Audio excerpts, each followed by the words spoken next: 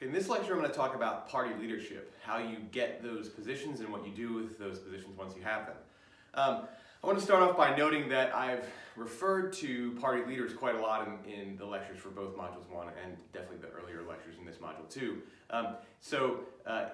It's important to know who these people are, how they get there, what they want to do with their power. It's also important to note the difference between party leadership and the party itself. And I've sometimes spoken of parties in a way I think that probably indicates that they are this organic thing that kind of moves in a particular direction, has a nature, has a spirit. Basically what a party is, it's a collection of people. What the party is doing, how it's going about its activities, its priorities, its goals, is actually in the hands of the party leadership, even though the party is not just the party leadership. Rank and file members, those people who are elected under a party banner, as well as supporters, people who register for a party, people who vote, people who donate, people who are activists. These people are part of the party. They're part of the sort of the broader membership of the two major political parties.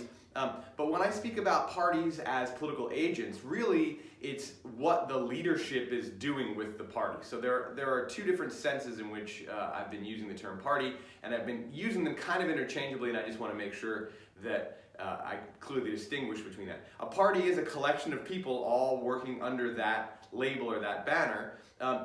As I've indicated in previous lectures, sometimes struggling with each other internally for control over the policy direction, the priorities on the agenda, the soul of the party, the basic strategies to reach out to voters and maintain the coalition and reach out to and sustain the support of constituents.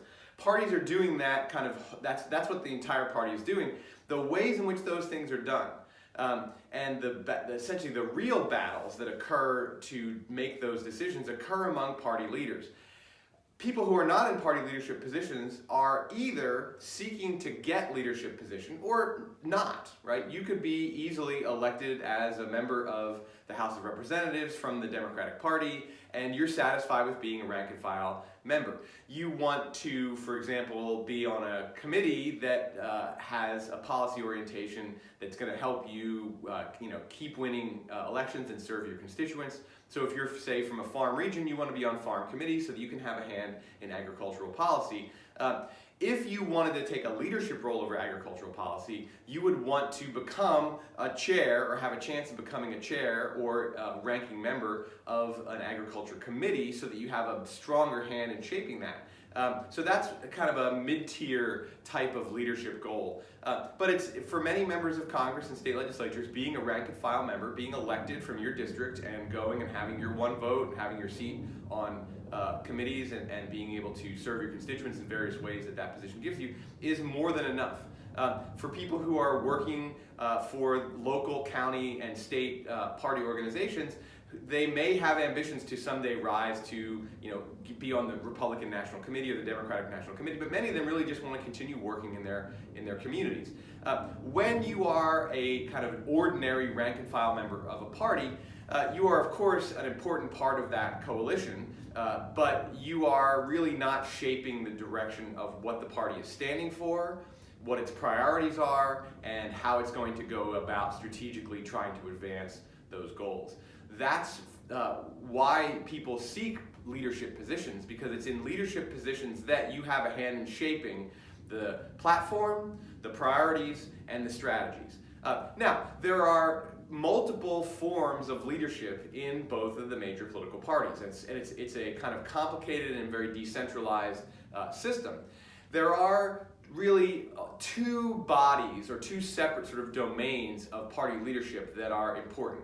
One are the party committees, and party committees start at the local level and really mostly at the county level. Like the Multnomah County Democratic Party is sort of the basic ground level, grassroots community level of the Democratic Party. The Multnomah County Republican Party, same thing. Then there's the Oregon Democratic Party, the Democratic Party of Oregon, the Republican Party of Oregon, and then there's the Democratic National Committee and the Republican National Committee. And within that kind of, it's not hierarchical, it's really decentralized because it mirrors the American political system, which is a federal system, which has a combination of state power and responsibility and federal power and responsibility. The two parties are organized in these committees in a way that mirrors the American federal system of government. So the Republican National Committee doesn't rule over the Republican Committee of Oregon or the Republican Committee of Multnomah County. It's not a hierarchical structure, though of course the National Party has more resources, it has more reach, it has more influence because of its national scope, but it's not a hierarchically organized thing. In fact, the leadership of the national parties is determined from the local level. Basically, the Republican National Committee and the Democratic National Committee consists of representatives from all the states and territories, and those representatives themselves choose their own leadership. They choose the the chair of the Republican National Committee, the chair of the various committees that are under the RNC and also under the DNC. So there is, I should note, and probably being maybe a little bit disorganized with this, but I should note that there is internal democracy within the party leadership. To get to be on the Republican National Committee, which has 168 members, you are elected by the state and territorial committees. To get on the state and territorial committees, you are elected by people in the local committees, the county level committees. To get on the county level committees, you have to be an activist and be active in those parties and be chosen by your membership. So there is internal democracy, and one of the things about becoming a party leader is you are a politician. Whether you're an elected official like a member of the House or the Senate, or a member of a state legislature or a governor, or you are a professional party activist like a person who's working for the Multnomah County Democrats or the Republican National Committee or the Republican Committee of Washington State or Idaho or California, you are a politician. Some of these politicians are not seeking the votes of voters. So the party committee structure, the Multnomah County committees, the Oregon committee, the national committees, those are made up of professional party activists who decide that they're going to put their energy, time, and professional skills at the service of their chosen party.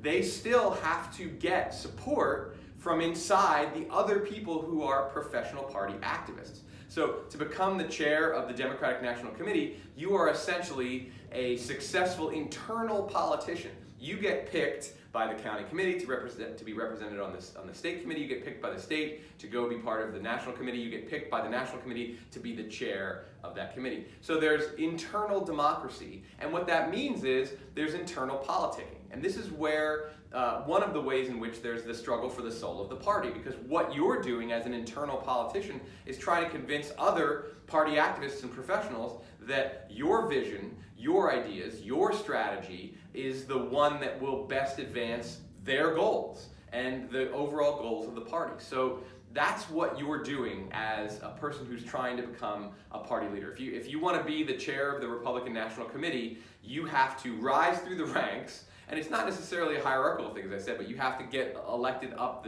the chain. But to do so, you have to have a vision, have strategy, have the ability to build internal coalitions, be influential with other people, get people to support you. Now, how do you do that? One of the ways you do that is you are successful at marshaling resources for the party. Fundraising, getting volunteers, getting community support, getting endorsements. You are a person who shows that you have the ability to generate resources. The better you are at generating resources for the party, the more likely the other people who have your same party identification and share your same broad goals of advancing the party agenda are going to say, hey, you're a good person to be in a leadership position. And of course, there's commitment and loyalty, all of the things that generate internal support within any organization, right, are going to be important skills. So the people who are party leaders in this way are essentially, they're politicians, but they're really very good at working with other people, convincing them that they're worth putting in positions of authority and power, and they're good at marshaling resources, whatever those resources might be: money, activist energy, community support, public relations skills and abilities are really important here as well. So that's the one domain. That's the party committees. And those people are not elected officials. They may be ex-elected officials. They may be people who actually someday hope to go into public office. But that's essentially the professional side of the party organization. The elected official side is the other major domain of party leadership. And these are people who are elected to elected office, state legislature, Congress, governor's positions, presidency, executive positions at the county level, county commissioners, these kinds of people. These people are elected officials, and within each of those elected bodies, there is also internal democracy, just like there is within the professional side. So, for example, to get to be Speaker of the House of the U.S. House of Representatives, or Speaker of the House of the Oregon State House of Representatives, you are chosen by the other elected members of that particular body. So there is an internal democracy as well. To be the Speaker of the House, or to be the minority leader, or to be the majority whip, to occupy one of these official party leadership positions. And these are the party leaders we see most often. We see the Speaker of the House, the minority leader. We don't tend to see the party leaders who are on the professional side of things, because they're not elected officials. They're less high profile. They're behind the scenes. We tend to see the elected officials because they're public figures. But there's a similar internal democracy. If you're going to be the minority leader of the House of Representatives, that means that whatever party's in the minority, currently it's the Republican Party, you are chosen by the Republicans in the House of Representatives to be their leader. If you're the minority leader of the Senate, which is the Democrats are in the minority in the Senate, you are chosen by the Democrats who are in the Senate. If there are 47 Democrats, whoever the majority of those 47 Democrats want to be their leader is the minority leader. Same thing for the majority leader. You are the choice of the majority of members who are in the majority party. So internal democracy work is there as well. So party leaders are, in this case, politicians. These are people who are elected by other elected officials. And what that means is that you are a person who is able to serve the needs of elected officials. What are the needs of elected officials? Well, if you're elected to a state legislature, or you're elected to the U.S. Congress, your basic need is to keep getting elected so that you can spend time in one of these elected bodies advancing your policy preferences and policy agenda and serving your constituents. Getting reelected is the primary goal of elected officials, not just as an end in itself, but getting reelected is really the only way to get anything done. If you serve an agricultural district and you want a new agricultural policy that's going to benefit your constituents, you can't just get elected to the House of Representatives and go and do that, right? The legislative process doesn't happen that way. Politics doesn't move that quickly. You get elected, you go serve in Congress, you maybe don't even get put on an agricultural committee right away. Even if you do, you're going to not have any seniority, you're not going to have any experience, you're not going to have influence with other members of the committee because you're brand new. You have to get reelected so that you have time to learn, build relationships, show your loyalty to the elected party leaders within your party, who will give you committee assignments that you want, who will potentially advance you to committee chair positions.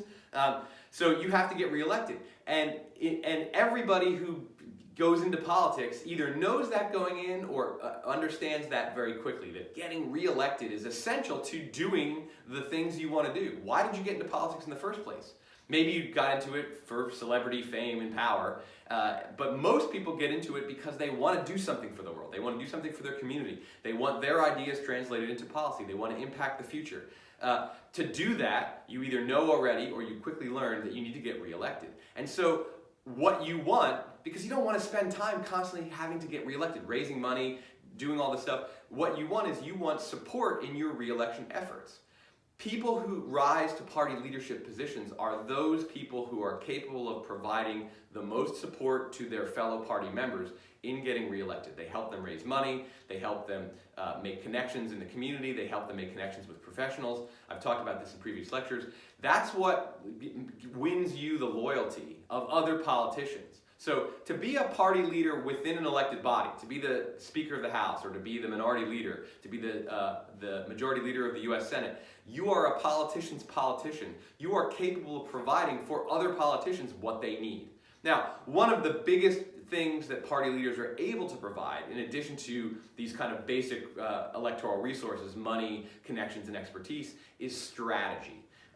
You want to be able to make your party successful so that it holds its coalition together, it serves its constituents, it shows that it's doing the things that members of the party are telling the public that it stands for. You need to bring victories home to the supporters, to your coalition, to your constituency. And that is probably the most important feature of rising to party leadership within an elected body, is the ability to bring home victories, or to bring the appearance of victories, right? It doesn't actually have to be victories. It could actually just be playing defense, right? If you are a successful strategist within the U.S. House of Representatives, and you're in the minority, and you can prevent the majority from passing their policy priorities, which go against your policy priorities, you're a successful strategist. If you can make the in-party look like it's not serving its constituents and its coalition supporters, then you're going to be able to peel some of those people off to win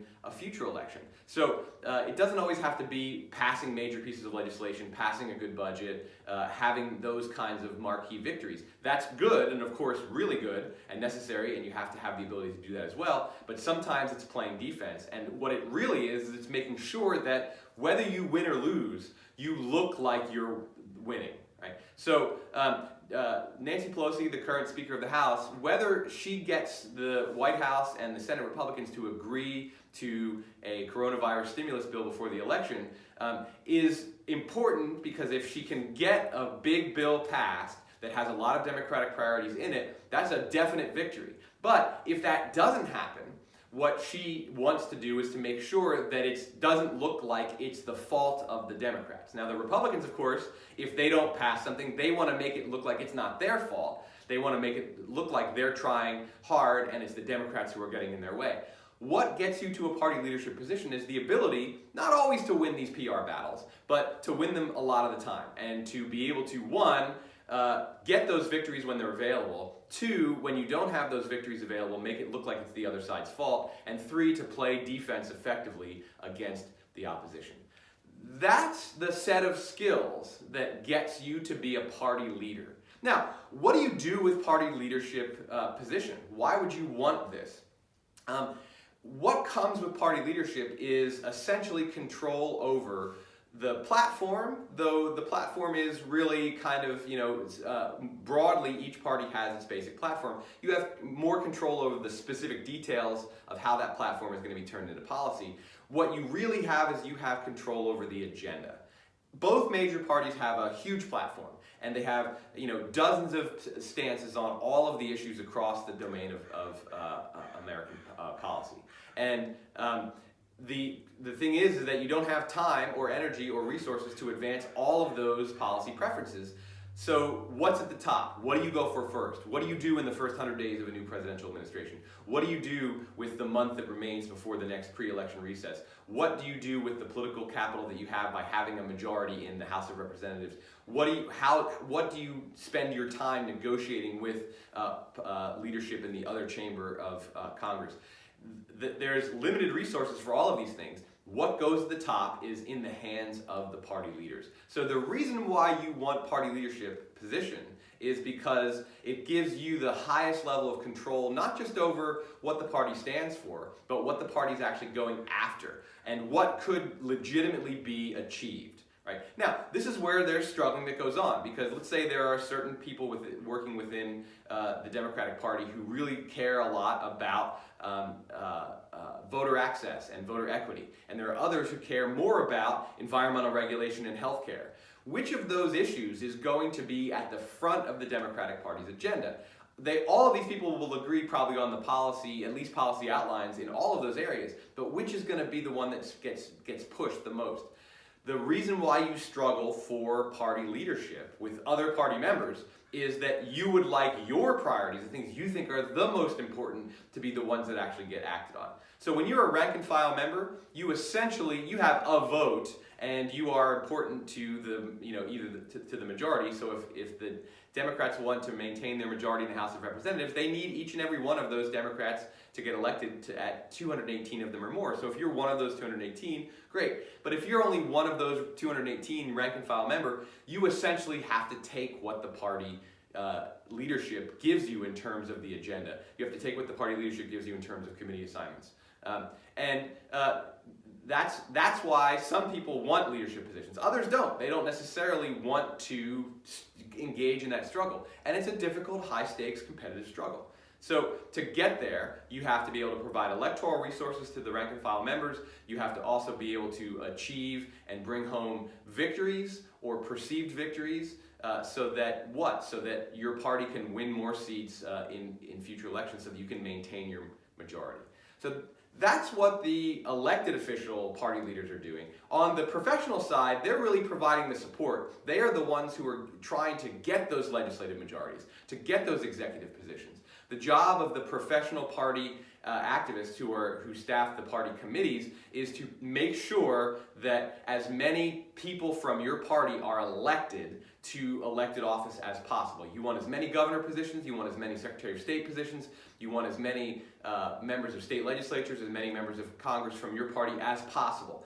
That's what the professional side does. And in that case, the leadership there, to rise to leadership positions there, is also to bring home victories, is to be able to marshal resources and have the right strategies so that your party brings home victories.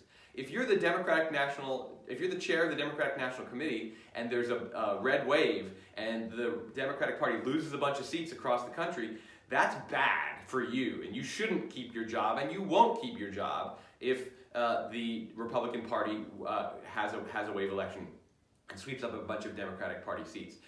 That's your goal, is to make sure that doesn't happen, and the reverse is to actually try to engineer a blue wave. So that's what party leaders are doing, and hopefully at this point you can kind of see why it is that when I've been talking about parties, sometimes and I've been talking about party leaders, there's sometimes a kind of a use of both of those terms to be equivalent. They really are. The parties as we see them is really a product of the choices and actions of the party leaders. But I do want it noted that a party is not just its leaders. A party is all of the people who are under that banner. The elected officials, the party activists, the voters, people who are registered, organizations and communities that support each of those parties. That is the larger party. But what the party itself is doing, its priorities, its strategies, its public-facing activities, is in the hands of the party leaders. And so that's what comes from leadership. To get to those leadership positions, you have to win elections. They are internal elections, but you have to win elections. And to win those elections, you have to be able to demonstrate to other party members, in the case of the professional activists, people who are spending their time trying to advance the party's agenda, or in the case of the political leadership, other elected officials. You have to get elected by elected officials.